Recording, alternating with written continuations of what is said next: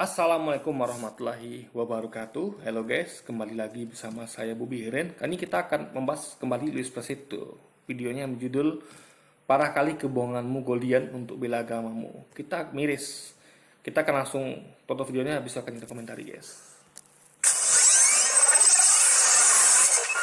Saya Pendeta Abednego, pendeta yang baru dilantik pada tanggal 25 Mei.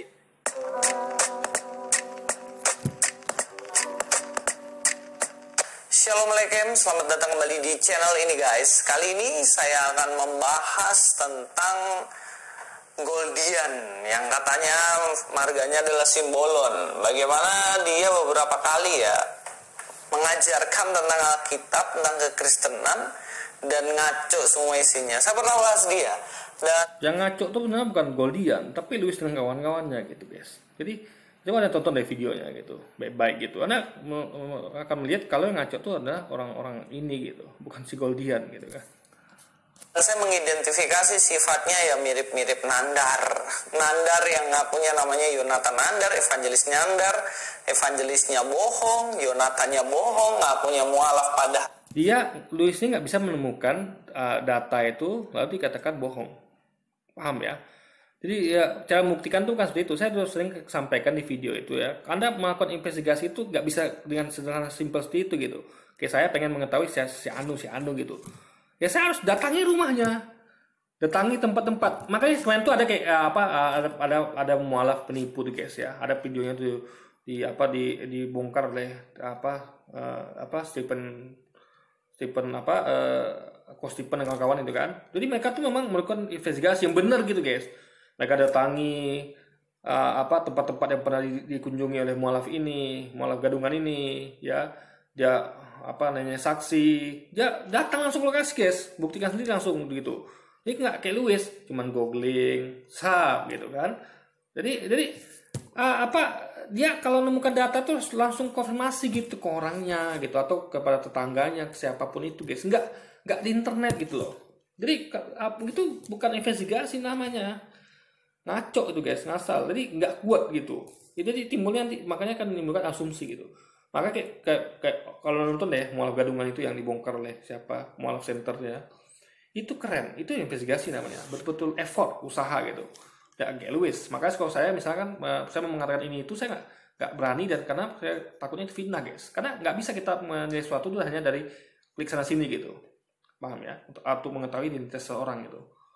Misalnya kayak Luis ini apakah betul dia pendeta apa tidak atau penjelas apa tidak itu saya nggak berani. Kenapa? Karena saya nggak bisa melihat hanya di internet gitu guys. Kita perlu langsung datangi rumahnya, datangi tetangganya, siapa yang berhubungan dengan dia gitu. Jadi sama kayak misalnya kayak kepolisian itu menginvestigasi sesuatu gitu. Nggak bisa hanya lihat internet lalu menyimpulkan, nggak bisa guys. Makanya polisi itu mengadakan investigasi ke lapangan, nyamarin intel segala macamnya. Itu cara yang benar gitu. Jadi Luis lakukan ini cara nggak benar gitu. Sehingga dia jadikan itu asumsi yang prematur. Jadi dasarnya nggak kuat gitu guys. Jadi timbulnya jadi menimbulkan fitnah gitu kan. Dari kecil Islam dan lain-lain lah. Nah ini mirip lagi guys. Yang saya kasih judul juga kok parah banget. Ngapain sih kau harus bohong gitu? Untuk latar belakang dirimu. Apalagi tentang gelar pendetanya. Kok bisa dirinya ngangkat diri dengan kebohongan mengaku bahwa dia pendeta. Nah, mengenai ini saya hari ini khusus akan membahas tentang dia, mengenai kependetaannya. Saya harus kasih tahu kenapa saya harus bahas ini, karena begini, menjadi seorang pendeta di dalam Kristen itu nggak segampang yang lo pikir. Mungkin mualaf, kemudian langsung kasih gelar di depannya ustadz begitu. Dan itu sudah diakui sama jemaatnya sendiri. Nah, di Kristen nggak bisa. Nah, gini ya, dengar lu ya. Gini, ini adalah poin yang simple guys. Luis ngerti nggak arti ustadz? Ustadz itu adalah guru. Guru itu berarti orang yang punya ilmu. Ingat, Islam tuh nggak ribet guys. Islam tuh nggak ribet seperti Kristen gitu, ya kan? Islam tuh prinsip jelas. Sampaikanlah kebenaran walaupun cuma satu ayat. Satu ayat kita, misalnya Anda tahu ayat misalnya kayak jangan mencuri, Anda tinggal sampaikan, atau hukum jangan membunuh. Jika membunuh satu orang sama kayak membunuh seluruh manusia ke bumi. Jika kamu membunuh seorang muslim, maka kamu kekal di neraka. Itu Anda tahu, itu Anda sampaikan, itu Anda ada guru gitu guys. Jadi guru tuh lah menyampaikan ilmu, walaupun ilmu tuh setes gitu guys, paham ya? Makanya kayak saya misalnya, saya mendapatkan ilmu dari orang lain, misalnya kayak ilmu simpel aja lah gitu. Dia bisa belajar misalnya, ternyata dia bahkan tanpa dia ngomong, saya lihat ya kan, ternyata dia orangnya disiplin gitu. Nah, dia tuh guru saya yang mengajarkan saya disiplin gitu guys, paham ya? Itulah Ustadz, pengajar guys, pendidik gitu. Jadi pengajar itu nggak perlu, jadi dia tuh bukan sama kayak PNS, bukan sama kayak apa yang butuh pengakuan lah gitu guys, butuh apa lah gitu, agitasi segala macam. Karena itu Ustadz ini bukan suatu profesi, beda sama pendeta. Pendeta adalah suatu profesi. Jadi Anda pendeta tuh Anda ada dapat gaji dari gereja, Anda dapat perpuluhan, Anda ya dapat apalah gitu. Jadi profesi lah pendeta itu kan, evangelis gitu. Jadi profesi ini jangan samakan ustadz sama ini bro, sama pendeta. Ustadz itu ikhlas lillah Allah gitu. Bahkan lihat ya di kampung-kampung ada guru-guru ngaji yang mengajarkan ngaji kepada kepada anak-anak itu dengan gratis gitu guys. Jadi lillahi ta'ala ustadz itu guys. Jadi kalau dikasih syukur, nggak dikasih juga apa-apa. Beda sama pendeta yang memang mengharapkan sesuatu dari gereja atau dari umat gitu, melalui perpuluhan dan segala macamnya guys, melalui pemberian umat juga itu. Jadi beda ya. Dan pendeta itu biasanya pendeta itu artinya kan pemimpin gereja gitu. Jadi makanya tulisnya kan bisa dijadikan pendeta, dia belum memimpin suatu gereja gitu. Jadi intinya adalah Islam ini adalah lebih mulia tujuannya. Jadi ustadz itu adalah bertujuan untuk mendidik gitu, tidak mengharapkan gaji dan tidak jadi kalau karena gini guys ya, Anda bayangkan ya, berapa miliar manusia di bumi ini. Kalau Anda menjadikan seorang tuh ustadz itu sama kayak pendeta, ya harus inilah itulah, apa bisa mengajar semua orang di dunia ini? Coba Islam tidak mengajarkan apapun itu ya. Kalau dia punya ilmu, dia bisa mengajarkan ilmu yang dipunyainya, tapi guys ya, yang tidak dipunyainya. Misalnya dia punya ilmu disiplin, ajarkan disiplin itu pada orang lain gitu. Misalnya dia punya ilmu masak, ajarkan masak itu pada orang lain gitu. Jadi ustadz itu adalah pendidik yang mengejar orang dengan kemampuannya gitu. Karena manusia ada banyak gitu. Kalau Anda tunggu pendeta ya, berapa sih bisa nyetak pendeta setahun gitu? Satu pendeta mencakup berapa orang sih gitu kan? Gak sampai guys ilmunya gitu. Tapi kalau ustadz ya, dia punya ilmu kehidupan, jadi punya ilmu agama dan segala macamnya gitu guys. Jadi struktur ustadz itu adalah lebih merakyat dibanding pendeta gitu. Ustadz itu tidak mengharapkan perpuluhan ya kan, tidak digaji oleh masjid gitu. Kecuali kalau kayak PNS gitu, biasanya itu mereka jadi dosen gitu. Jadi ustadz itu adalah gelar yang global, yang dikenakan beda sama dosen dan pendeta. Ustadz itu rupanya adalah merakyat gitu guys. Jadi kalau seseorang itu mengajarkan ilmu pada orang itu udah bisa dipanggil ustadz gitu, paham ya? Ini makanya ustadz itu ada klasifikasi tapi tidak seperti kayak di kekristenan. Jadi harus diakui ini itu enggak. Asal sampaikan benar ya. Jadi penting adalah pada apa disampaikan, bukan pada title guys, itu poinnya. Begitu, nggak bisa saya ngangkat diri saya pendeta begitu aja tanpa ada proses. Sama kayak saya sudah 5 tahun lebih pelayanan di salah satu gereja, saya belum pendeta sampai sekarang. Saya masih memiliki gelar evangelis di situ, karena memang ada gereja yang nggak segampang itu, berat. Tapi rata-rata 2 tahun lebih dan lain-lain, tentunya dengan beberapa berkas atau persyaratan yang memang nggak gampang. Tapi ini maka dari itu tidak menyentuh masyarakat banyak pendeta ini guys. Hanya sebatas ruang lingkup gereja saja gitu. Beda sama ustadz ya. Ustadz itu sampai kampung-kampung gitu kan. Kenapa? Karena ustadz itu tidak butuh hal seperti itu.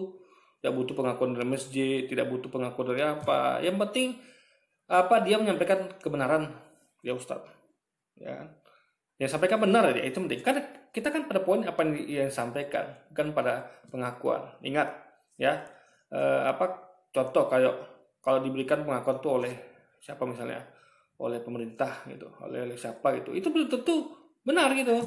Karena kan akan tiba pada saat pada apa namanya konsekuensi atau dia itu adalah tunduk di bawah pemerintah, misalnya PNS gitu kan, atau kayak gereja, tunduk di bawah gereja gitu, sehingga dia tidak menjadi independen gitu. Tapi ustadz itu independen guys. Ustadz itu adalah manusia bebas yang mereka itu menggunakan akal logika pikirnya tanpa mereka terikat pada suatu institusi tertentu gitu. Kayak pendeta, dia terikat sama gerejanya gitu. Jadi kalau dia kalau macam-macam di depan sama gerejanya, kalau ustadz tidak gitu kan. Ada banyak, dia nggak mesti di bawah masjid. Jadi bisa aja ustadz itu keliling aja gitu, dakwah, ngajar gitu kan, atau ngajar anak-anak ngaji lah minimal. Jadi ustadznya fungsinya lebih luas guys, dan lebih terpakai dibanding pendeta gitu. Dia ini ngangkat pendeta, katanya tahun ini diangkat di bulan-bulan Mei. Tapi saya akan aja untuk teman-teman lihat bener nggak klaimnya atau sebenarnya itu hanya ya kebohongan. Ya, dia tidak. Louis ini cuman googling deh guys. Ini kita buktikan cuma googling gitu. Dia nggak langsung datang lokasi. Jadi gimana bisa orang yang tadi mana-mana ada googling gitu. Jadi gini, nama orang tuh banyak guys. Coba ada googling deh. Saya aja ya, saya googling satu nama tuh banyak guys. Kayak Goldian tuh ya, saya googling tuh banyak nama Goldian loh. Goldian ini, Goldian itu, Goldian ini, Goldian itu. Marga Simbolon juga banyak guys. Ketik Simbolon keluar banyak tuh kan. Satu Abednego banyak juga keluar guys gitu. Intinya adalah nggak bisa dengan cara seperti itu gitu. Ada banyak nama, kesamaan nama tempat di internet tuh gitu. Gitu, paham ya? Gak bisa dengan cara seperti ini gitu. Kita harus investigasi langsung lapangan, datangi orangnya gitu. Apalagi ini beda kota pula gitu kan. Jadi metode Louis ini adalah metode simpleologi. Kalau dibilang cocokologi, saya katakan metode dia ini ya simplemologi. Kalau cocokologi itu masih benar, karena kita mencocokkan sesuatu sehingga menjadi benar gitu kan. Kalau nggak cocok berarti nggak benar gitu. Nah itu penting ilmu cocokologi itu. Tapi kalau ilmu simplemologi menyadarkan sesuatu gitu. Jadi kalau gitu caranya, berarti aparat kepolisian nggak perlu lagi. Intel tuh buang aja deh, Intel tuh ya kan, Intel apalagi pendidikan lapangan tuh buang aja. Ada cukup kayak Louis nih, ini orang ini betul mencuri nggak ya, orang ini betul-betul dia ini nggak ya, istilahnya ini itulah itu ya, tinggal pakai jadenda internet, tik jumpa. Untuk apa lagi anda mengadakan Intel gitu, untuk apa anda menyebar Intel ke lapangan gitu. Toh kayak Louis saja kan, kalau cara dia ini efektif gitu kan. Jadi guys, ini cara yang absurd gitu. Ya, kalau saya nggak berani, saya mengatakan saya ini syarat untuk begini begitu, ini buktinya, klik gitu. Untuk data dia ya, data pribadi. Kecuali kalau memang kesalahan dia, misalnya kalau dia bahas suatu tuh kayak sini kan, kayak ini nih kan, Louis bahas satu tuh kalau saya salah, saya berdasarkan dari omongan dia gitu. Tapi kalau data di Louis sih saya nggak bisa berani menyentuh guys. Kenapa? Karena saya nggak langsung ke datangi dia gitu, saya tidak datangi tetangganya, saya nggak bisa hanya lihat internet doang gitu guys. Kalau dia enggak, kalau Louis ini beda, dia hanya modal internet, cetak sana sini, langsung dia simpulkan sendiri gitu. Ini prematur, namanya absurd guys. Ya dia doang. Jadi kita langsung aja dengarkan statement dia, yang mana katanya dia diangkat jadi pendeta. Teman-teman bisa lihat langsung di channelnya Sang Debaters ya. Nah, Batman ini di Sang Debaters dalam video yang judulnya melawan lagi si Goldian kena kipas lah geng. Nah ini kalau di Sang Debaters gitu judulnya. Kalau anda lihat di channelnya Goldian ini dan si Ben Abraham ini justru si Sang Debaters ini yang kena apa malah kena ska gitu dikatakan gitu kan. Jadi untuk itu nggak bisa percaya judul aja guys, harus tonton videonya gitu. Tapi sayangnya saya belum sempat sih nonton video ini gitu kan. Tapi intinya adalah jangan percaya judul itu aja ya. Karena sebaliknya di channel mereka pun mereka juga mengatakan sebaliknya, yaitu kalau sebenarnya yang dikipas itu adalah siapa ini Sang Debaters ini gitu. Katanya. Nah di sini sekitar menit yang kedua keberapa begitu nih Abednego ini Goldian nih, pendeta Abednego. Si Goldian ini ngaku dirinya baru diangkat jadi pendeta. Makanya kenapa dia punya akun juga kan namanya Pendeta Abednego. Kita dengarkan saja. Ya, tema yang ditawarkan pada dialog kali ini yaitu perspektif kebenaran di dalam dua agama. Mungkin saya akan menguraikan di dalam keimanan saya ya. Saya pendeta Abednego, pendeta yang baru dilantik pada tanggal 25 Mei.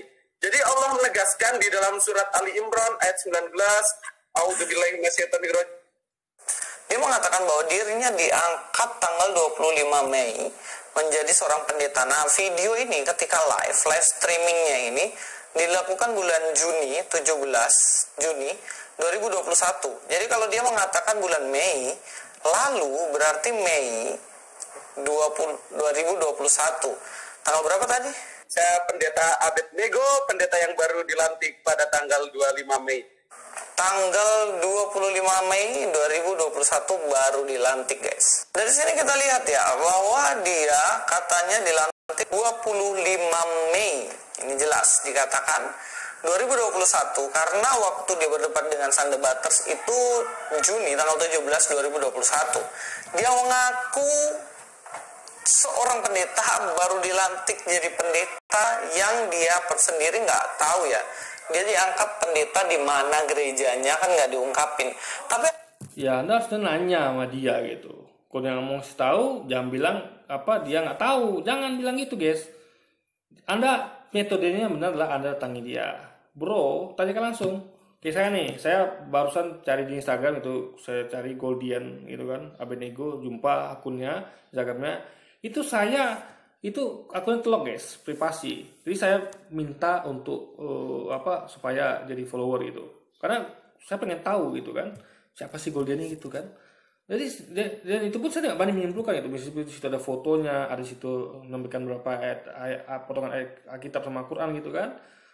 Intinya adalah kita nggak bisa mengambil kesimpulan pribadi gitu. Kita perlu tanyakan langsung orangnya, jumpa langsung, ngopi enak gitu kan, atau tanya tetangganya. Itu baru benar, bukan hanya searching internet, guys. Nggak gitu. Beda kalau misalnya di Amerika ya, atau negara-negara besar itu yang database bagus gitu. Jadi bukan berdasarkan pada Facebooknya atau Instagramnya atau apanya, tapi langsung database itu ada pemerintah itu, guys.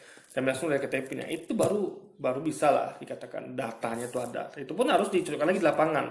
Ini datanya betul nggak nih gitu. Jadi kalau di sini tidak melakukan, ini datanya udah cuma data sekelebat kayak gitu aja. Lalu dia tidak konfirmasi ke lapangan gitu kan. Ini betul-betul absurd, guys, metodologinya. ada fakta menarik yang bikin saya geleng-geleng kepala. Kenapa mesti bohong gitu? Kita langsung masuk. Saya mengatakan kenapa Anda mau bisa pindah orang mengatakan lain bohong, padahal tidak melakukan investigasi gitu. Anda hanya cuman ya klik-klik dikit aja lah gitu, tanpa mau melakukan investigasi ke lapangan, guys, gitu loh. Ke Instagramnya aja. Nah, teman-teman nanti bisa klik di Instagram, lalu cari di situ Siswa Skanesa. Nah, kok bisa? Ini bukan Instagramnya Goldian, karena